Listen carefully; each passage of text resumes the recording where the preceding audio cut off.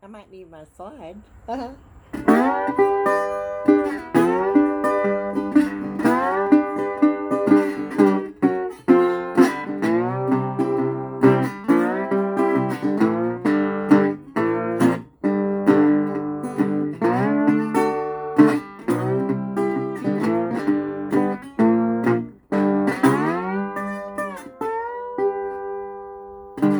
Hey, it's Alabama Annie here on the front porch of the old home place with a story and a song for you in conjunction with the Halloween season, which is just beginning. I'm going to tell you a tale. It's entitled How to Drive Away Ghosts and Hobos Too. You know, back in the day, a lot of hobos used to ride the rails right here in this valley, and they would get off the train at safe places that had a mark that told them it was safe to be there. There were also marks that told them not to stop, but this one had a mark that said it was safe to stop, and it referred to an old cemetery just right across what is now US 11 from the railroad. And so this hobo often got off the train at this cemetery. He liked to sleep there because after a warm, sunny fall day, even at night, those flat gravestones would be warm from the sun, and he could sleep on one of those and stay cozy all night.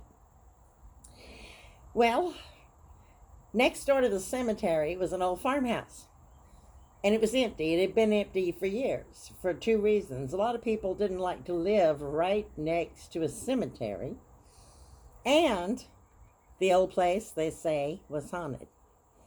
But there was a man named Henry who had a growing family. And when I say a growing family, I mean he had a growing family. He already had 5 kids. They just had the fifth one, and another one was on the way. And they were living in a 3-room cabin at the foot of the mountain. So they were running out of space. So he had to find another house, and he thought of that old place. So he went down and talked to the old preacher that lived on the other side of the cemetery. And he asked him if the house was available. He said, yeah, the house is empty, but, not everybody will live in it. You know why? And Henry said, yeah, he'd heard the place was haunted, but he didn't believe in ghosts. Neither did his wife. So the old preacher said, it's fine. Come on and move in. So they did. They packed up their wagon, made a couple trips, got all the kids, all their belongings, and moved in. And everything was going along fine for a while.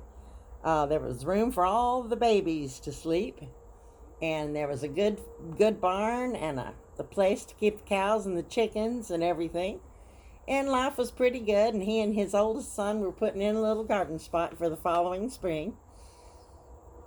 And one day his wife was in the kitchen getting ready to cook while all the kids were out playing or napping. And she picked up a skillet and put it on the wood stove, and stove was going, and all of a sudden she turned around to do something at the table, and that skillet came flying off the stove, red hot, into the floor. So she rushed over and picked it up and looked around and said, what on earth could have caused that? She put it back on the stove. It happened again. And it was one of the ghosts. Turns out it was the ghost of the woman who had lived in the house when it was built. And she, it turns out, was one of those women that wanted everything a particular way. And she didn't like, apparently, the way this lady was keeping her kitchen.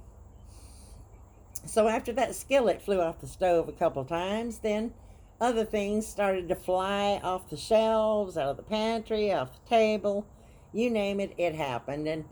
And she and her husband, Henry, didn't believe in ghosts, but she knew something was wrong there. So one day when she had a little bit of free time, she went down to a neighbor's house. The woman was a healer. And everybody went to her when they felt bad or had a problem or wanted their fortune told, one thing or another. And she took her a pie she'd baked, made of apples from the trees right there at the old house. And the woman thanked her when she went up on the porch and gave her the pie. And she said, I need your advice. And she said, the old woman said, I bet I know what it is. You moved into the house next to the cemetery. And she said, yes, ma'am, we did. We're having a little bit of trouble and wondered if you could help us with it. So the lady told her the history of the house and about the man and his wife who had lived there, and how the woman had always wanted everything just the way she wanted it and nothing else would do. And she said, but I'll tell you what you do. She said, the next full moon's coming up, and I want you and all your children, the ones that can walk, and your husband, to get every pot and pan you have and every wooden spoon and go out there to the cemetery and walk around the cemetery and around the house several times, banging those pots and pans. And you tell that woman that she can just go on back to the cemetery. And so this made sense to her. So she thanked her for the advice and went home. A few days passed. Full moon came. The night before the full moon, she told everyone what they were going to do, and her husband thought she was losing her mind. He said, we're going to what? We're going to take all the pots and pans and go bang them and march around the house in the cemetery? And she said, yes, Henry, that's what we're going to do if you want to live here. And so Henry wanted to live there. He liked having a little privacy and a little more room. So that night after dinner, they all settled in, and he wrapped his head around what they were going to do the following night, just before midnight, which was, by the way, only a couple hours before he had to get up to take care of all the farm animals. But he would do it. But that night, after he and his wife went to bed, the train came through, and a hobo got off the train. And where did he head? He headed into the cemetery. And he went over. He didn't go through the gate because he knew the old iron gate squeaked. So he went over the wall into the cemetery, found one of those above ground concrete or rock slabs that they used to put on the tops of graves. And it was still nice and warm from the sun that day. So he opened his rucksack, got his blanket out, made himself a pillow out of an old shirt and laid down and went to sleep. And he slept real well, but the next morning he woke up and he wasn't feeling quite right. So he thought he'd stay there for a while, maybe hunt himself a squirrel up behind the cemetery and eat a little bit. Or maybe he'd go next door to that house and ask for some food. But he decided on trying to get a squirrel, which he did. And he cooked it up in the woods, built himself a little fire, cooked the squirrel. At the end of the day, brought it back to the cemetery, got back on that slab that was nice and warm from the sun again, and settled in for the night. And he fell asleep and was sleeping really good.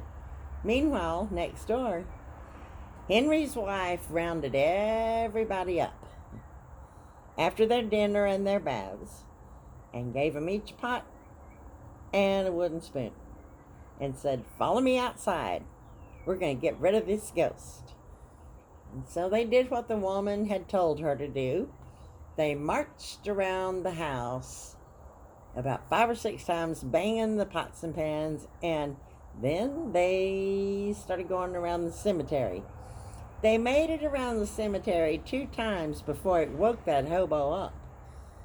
And he woke up, and all he could see in the light of the full moon was this procession of people and this banging of pots and pans, and it scared him so bad. He was from New Orleans, by the way. So things like that down in New Orleans had a meaning. So he jumped up, he threw his blanket back in the rucksack, and he ran out of that cemetery. He never did come back. But on the other note, the ghost that was in her kitchen went back to where she belonged, right there in the cemetery. In fact, right next to the grave the hobo had been sleeping on. So, there you have it. Now here's a little tune to go with it.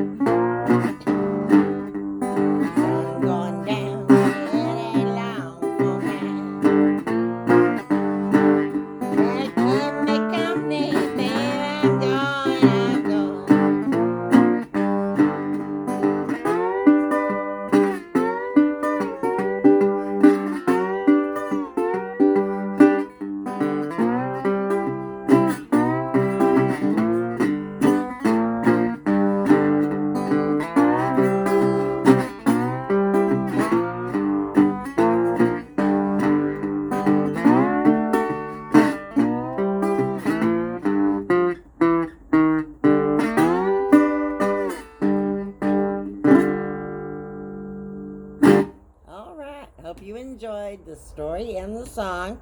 I'll see you soon with another one.